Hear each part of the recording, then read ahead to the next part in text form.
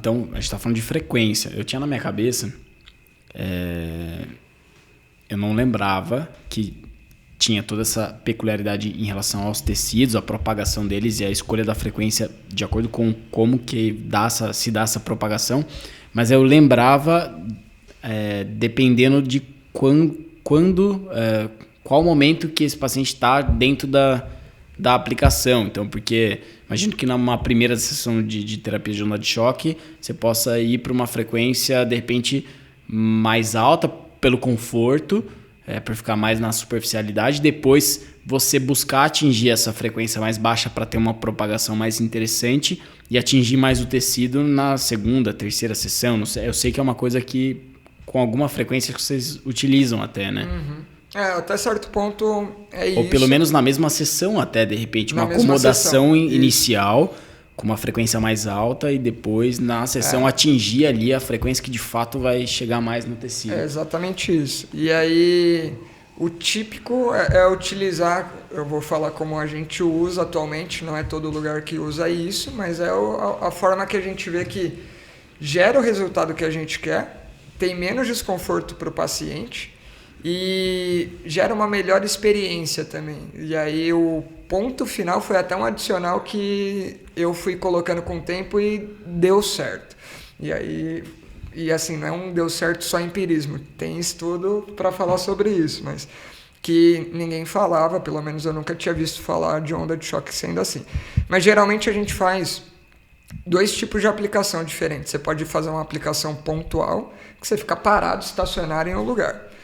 E uma aplicação de varredura, que você vai transitando ao longo do tecido que você deseja tratar. Vantagens e desvantagens. Quando eu estou varrendo, eu estou disparando ao longo do trajeto. Então, o que acontece? Geralmente não chega toda aquela carga, toda aquela energia que você quer. Mas você tem a vantagem de distribuir de forma mais homogênea ao longo do tecido. Então, é um custo-benefício.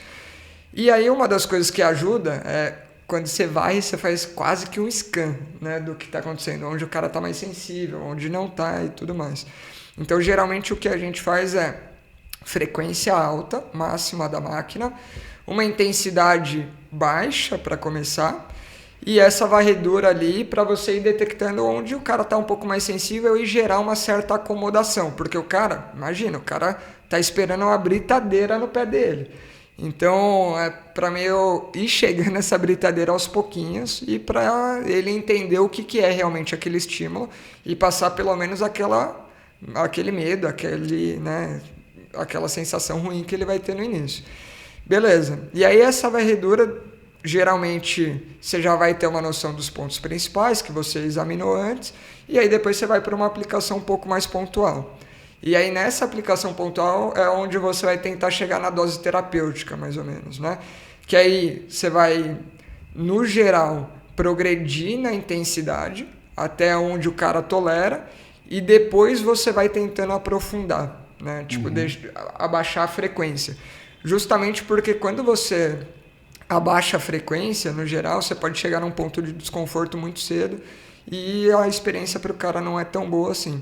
Então, no geral, começa com a frequência alta, vai subindo a intensidade e depois abaixa a frequência, entendeu? Aí faz as aplicações ali nos pontos que você quer.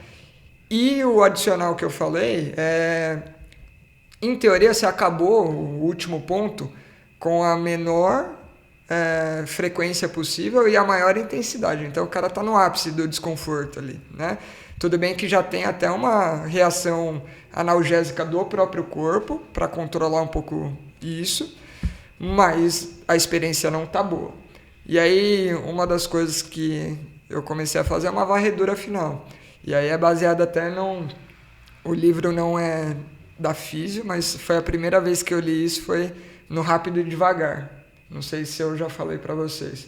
Um estudo com... Cara, qual é o nome daquele exame? Colonoscopia.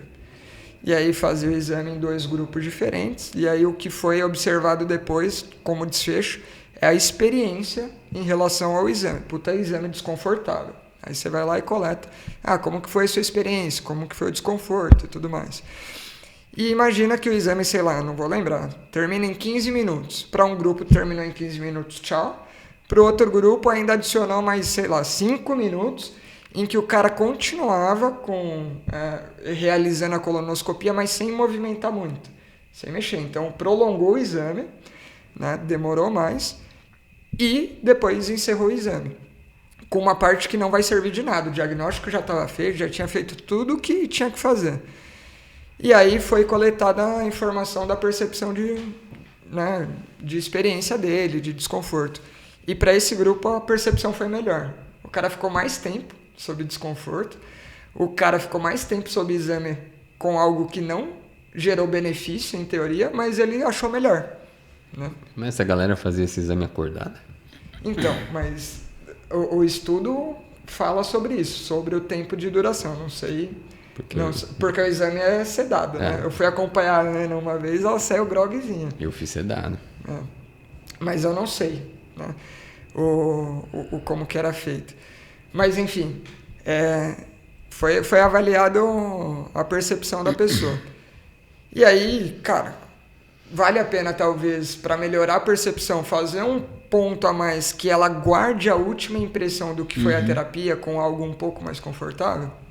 A gente fala sempre sobre a primeira impressão, mas a última impressão é fundamental também, né?